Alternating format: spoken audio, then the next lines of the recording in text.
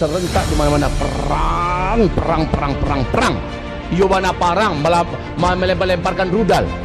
Memang tembak-tembakan pakai komputer, pakai teknologi canggih. Banyak negara dan kota-kota yang akan hancur. Di samping dengan bencana-bencana alam serentak terjadi krisis kelaparan ekonomi, hancur dan sebagainya. Dan ini berdampak berat kepada kita. Wallahi, sungguh demi Allah, yang paling berat menjalani ujian inilah orang-orang yang tinggal di kota-kota.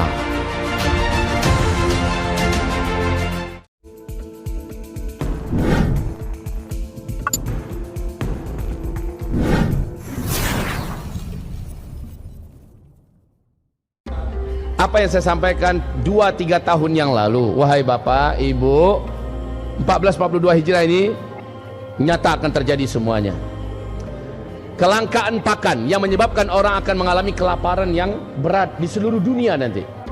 Akibat dari Covid, banyak aktivitas tidak berjalan, kebun-kebun telantar, pertanian dan peternakan akhirnya rusak dan hancur, tidak bisa dipanen.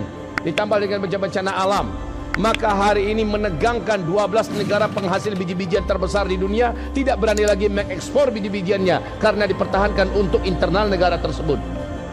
Indonesia selama ini 64% mengandalkan segala satunya impor dari Cina, dan Cina hari ini tidak bisa lagi memproduksi karena mereka sibuk menghadapi bencana, menghadapi petaka, menghadapi virus, dan menghadapi persiapan perang. Ditambah rakyatnya makin sengsara sekarang ini, maka tidak ada lagi yang bisa kita impor. Duit juga nggak ada, kita terbelit utang yang hebat. Laut Cina Selatan sedang menggelegar. Wahai kaum muslimin yang kami muliakan, banyak yang akan kita hadapi besok ini, Pak. Dan maaf, saya bukan peramal tentunya. Saya sudah sampaikan ini karena hadis Nabi mengatakan, Isbiru. Ini sabda Rasulullah, Isbiru, fa innahu la ya'ti 'alan nasi zaman illa alladhi ba'dahu illa alladhi ba'da syarrun minhu hatta talqaw rabbakum. Senjata kalian pada masa itu, kata Rasulullah, di akhir zaman adalah isbiru, bersabar, bertahanlah kalian, terus merapat kepada Allah, terus banyakkan sujud, banyakkan angkat tangan, tawakal pada Allah Subhanahu wa taala. Pada masa itu nanti, kata Rasulullah, hari-hari yang kalian jalani lebih buruk daripada yang telah kalian lalui. Hari-hari yang akan kalian datangi lebih berat dan lebih buruk dari yang sedang kalian jalani. Tidak ada pilihan lain umat ini kecuali isbiru. Yang tidak sabar, dia akan hanyut, kidah yang menghantam. Ibarat tsunami, kelasnya udah kelas kayak tsunami Aceh, begitu tinggi dan kuat. Ibarat badai ini, badai topan yang paling mengerikan. Kalau pegangannya nggak kuat, kalau seandainya pondasinya tidak kokoh, maka dia akan hanyut, dia akan terbawa arus, dia akan terbawa terbang oleh beratnya ujian. 1442 adalah panen.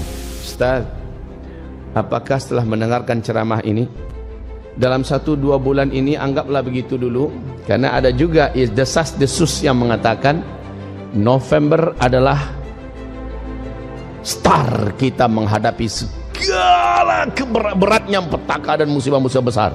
Perang di mana-mana, bencana alam di mana-mana lebih hebat, ya? Dan kejadian-kejadian mengerikan, kelaparan di mana-mana.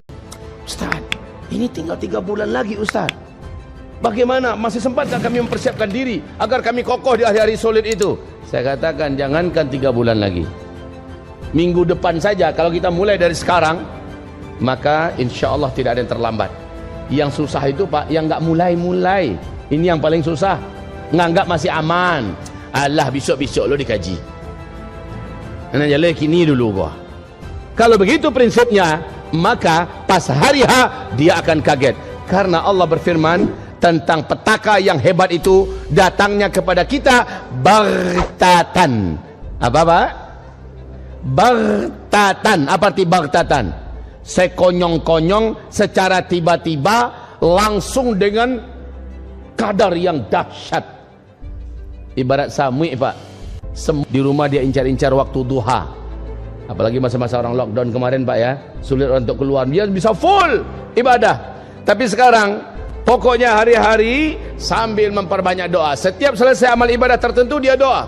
Habis tahajud dia doa, habis subuh dia doa, habis zikir dia doa, habis duha dia doa, habis salat sunnah rawatib qabliyah dan rawatib ba'diyah dia berdoa, habis baca Quran dia berdoa, habis berinfak dia berdoa, berdoa.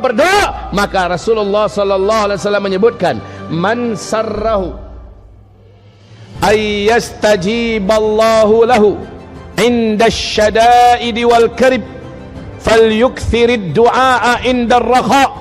Siapa saja orang yang ketika masa-masa genting darurat terjadi, dia angkat tangannya, dia berdoa kepada Allah, langsung Allah kabulkan doanya. Saat itu juga Allah selamatkan dia, saat itu juga Allah tolong dia. Siapa yang suka doanya sekali berdoa langsung Allah kabulkan, kata Rasulullah, maka hendaklah sebelum bencana-bencana besar itu terjadi, dia adalah orang yang paling rajin berdoa kepada Allah. Jadi Pak, berdoa kepada Allah itu ada syaratnya. Syaratnya apa? Beramal dulu baru berdoa. Habis sholat berdoa, habis baca Quran berdoa.